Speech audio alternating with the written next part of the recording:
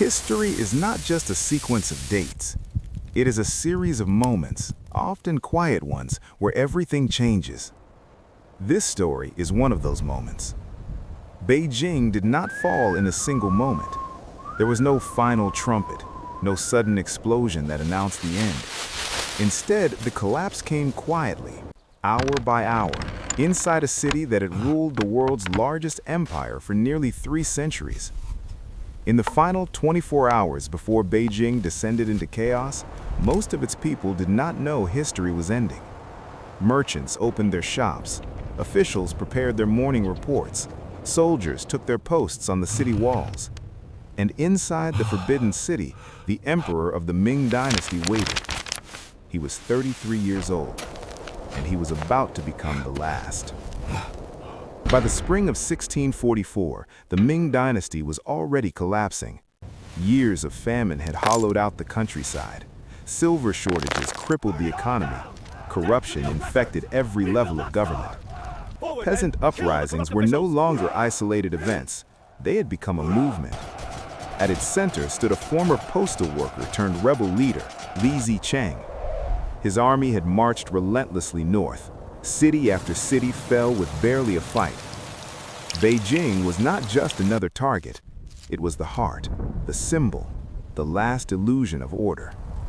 As night fell over Beijing, the city gates remained closed. Torches flickered along the massive stone walls. The air smelled of smoke and fear. Inside the city, rumors moved faster than messengers. Some said the rebel army was days away. Others whispered it was already outside the walls. Officials argued in private residences. Military commanders waited for orders that never came. And inside the Forbidden City, the Chongzhen Emperor could not sleep. The Chongzhen Emperor had ruled since the age of 16. He was intelligent, hard-working, desperately serious about his role. But he inherited a broken system. Every reform he attempted met resistance.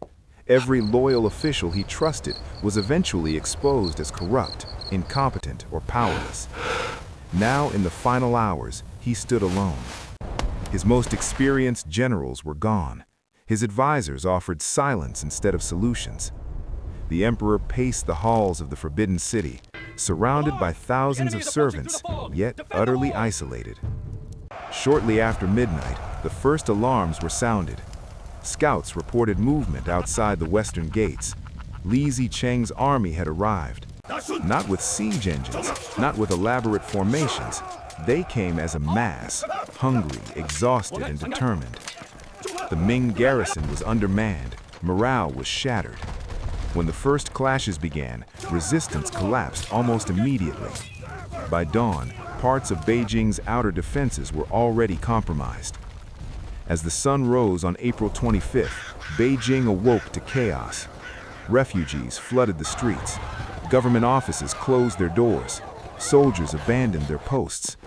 The city that once ruled an empire of hundreds of millions was now gripped by fear. Markets shut down. Families barricaded their homes. Some tried to flee, only to find the gates sealed. The capital had become a trap. Inside the Forbidden City, the emperor summoned his remaining officials. There were no speeches, no dramatic declarations. Only one question remained. Who would defend the city? No one answered. Some officials knelt in silence, others wept openly.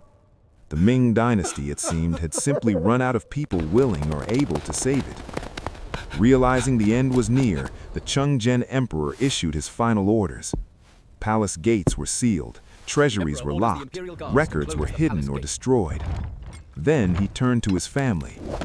Concubines and daughters were summoned. What followed would haunt Chinese history for centuries. To prevent his family from being captured by the rebels, the emperor made a choice that defies modern understanding. He ordered the deaths of his concubines.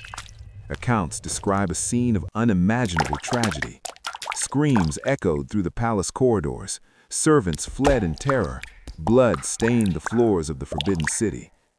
When it was over, the Ming Dynasty no longer had a future. With the palace in chaos, the emperor did something unexpected. He removed his imperial robes. Disguised in plain clothing, he slipped out of the palace grounds, alone. He walked through a city that no longer recognized him as its ruler. Past empty streets, past abandoned guard posts, past the walls that had failed him. He headed north, towards Coal Hill. Atop Coal Hill, overlooking the Forbidden City, the Chongzhen Emperor stopped. From there, he could see the palace roofs, still standing, still beautiful, but no longer his. He wrote a final message, an apology, not to his enemies, not to history, but to the people. Moments later, he ended his life. The Ming Dynasty ended not with conquest, but with silence. Later that day, Li Zicheng's forces entered Beijing. They expected a victory. What they found was a ghost city. The emperor was dead. The court was gone. The palace stood empty.